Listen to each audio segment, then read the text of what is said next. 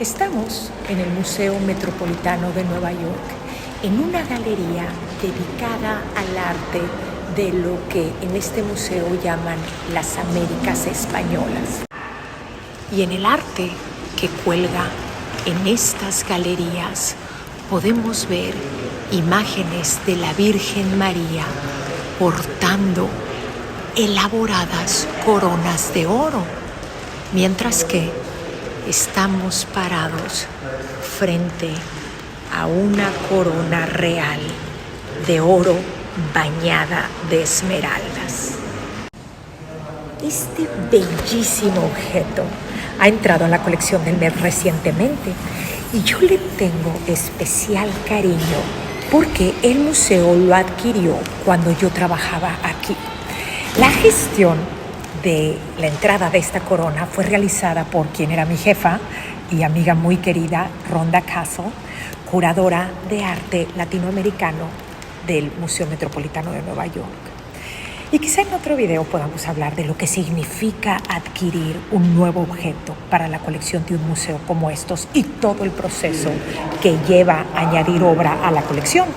Pero enfoquémonos por ahora en la corona. Se trata de casi 2,5 kilos de oro y más de 400 esmeraldas. Es un objeto fabuloso que muestra la increíble mano de obra de los artesanos que le hicieron. Esta es la corona de la Inmaculada Concepción de Popayán, en lo que hoy es Colombia. Y la corona tiene una historia interesante, en gran parte debido a los materiales de los que está hecha, pero también porque se construyó durante largo tiempo en varios periodos diferentes. Cuando la corona fue hecha, el país que hoy conocemos como Colombia y los países adyacentes formaban parte del Virreinato de Nueva Granada.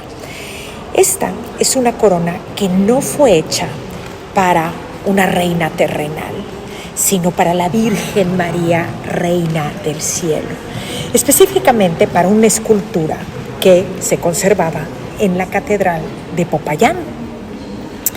Esta corona habría adornado a la Virgen María cuando era sacada en procesión. Esto es lo que podríamos llamar una corona de ofrenda. Y es que fue un obsequio a la Virgen de Popayán, después de que los habitantes de esta ciudad creyeran que la Virgen los protegió a la ciudad contra enfermedades y contra epidemias como la viruela y el hambre. Así, los miembros de la comunidad se unieron y pagaron para que se hiciera esta corona, pues como muestra de su agradecimiento y como una forma de demostrar su piedad y su reverencia por la Virgen María. Y claro que esta corona habría sido solo uno de los muchos objetos que se le regalaron a esta estatua particular de la Virgen. Esto era y es todavía muy común en la América Española, así como en España y en otras partes de Europa, vestir hermosa y lujosamente esculturas a las que se les tiene devoción. Y esta no es una práctica que se hayan inventado los cristianos, sino que la toman prestada de la antigüedad. Es algo que vemos en los Juegos Panateneicos en honor a la diosa Atenea. Los que han venido conmigo a Grecia se acordarán de esto. A la diosa Atenea se le elaboraba un nuevo vestido y se le regalaba en medio de una gran celebración. No debe sorprendernos ver en la parte superior de la corona un orbe, que es un símbolo del poder real, y encima de eso una cruz que nos habla de esta idea del dominio de Cristo en la tierra, hijo de la Virgen María, quien es Reina del Cielo. Por eso, pues usa una corona. La parte original que conserva esta corona data probablemente del siglo XVII, y esa es la cruz y el orbe. La diadema, que está en la parte inferior, data de mediados o finales del mismo siglo XVII, y los arcos superiores son de finales del siglo XVIII. Lo que estamos viendo es una corona que era tan importante para los popeyanos, para que la tuviera la Virgen de Popayán, que la gente siguió agregándole elementos a lo largo del tiempo y nunca la fundieron para crear algún otro objeto. Cuando observas de cerca la diadema, vemos estos diseños que parecen hojas y diseños florales que se entrelazan alrededor de la base. Y luego tenemos estos grupos de esmeraldas, todas juntas, que casi dan la impresión de ser flores abstractas. El soporte de la diadema se creó utilizando una técnica que se llama repujar.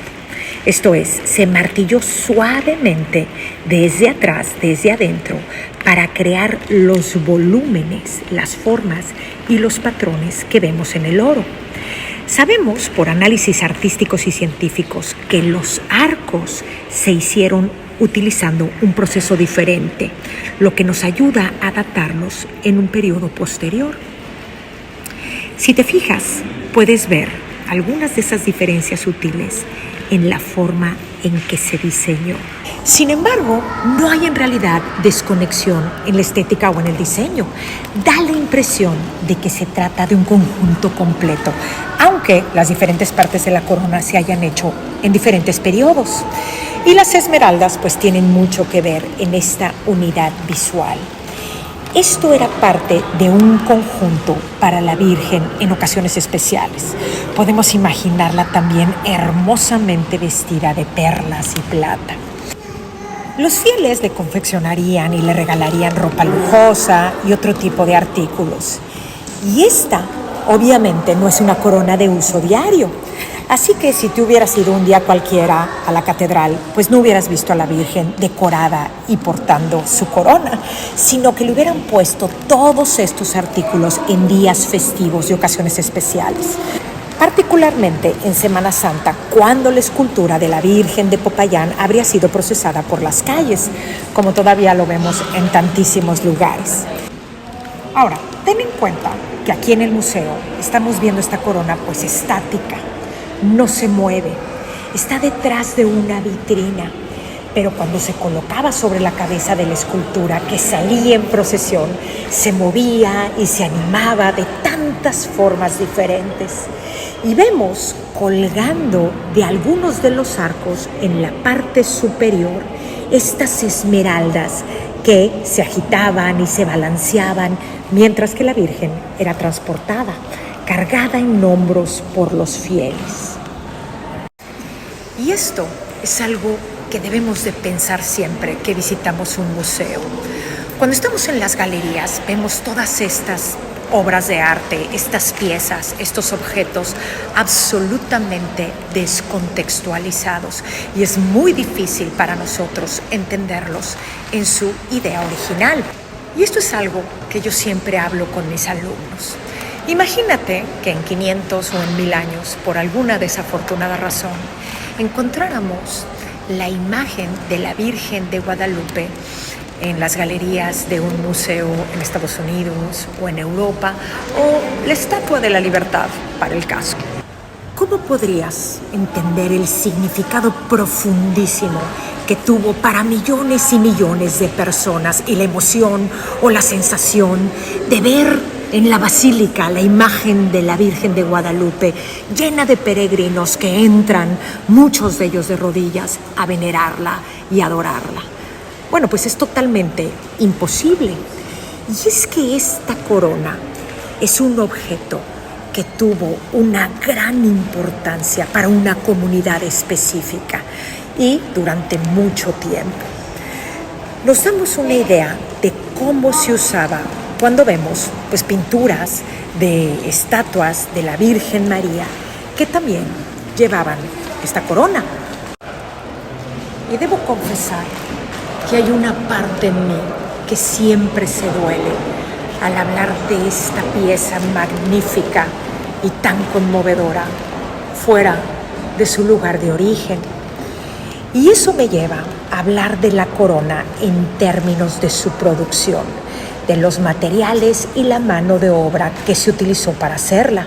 de la minería de oro y esmeralda que tiene una historia larguísima en Colombia y es anterior a la llegada e invasión de los españoles en el siglo XVI. En esta área de Colombia, en Popayán, hubo muchas poblaciones indígenas que durante mucho tiempo fabricaron objetos de oro y que extraían esmeraldas. La larga historia de extracción de oro es anterior a los españoles, al igual que el uso de las esmeraldas. Ambas eran ya tradiciones locales que se transformaron radicalmente con la llegada de los europeos y la conquista. Sabemos por fuentes coloniales tempranas que la extracción de esmeraldas era un trabajo que requería mucho tiempo y era muy difícil y desafiante.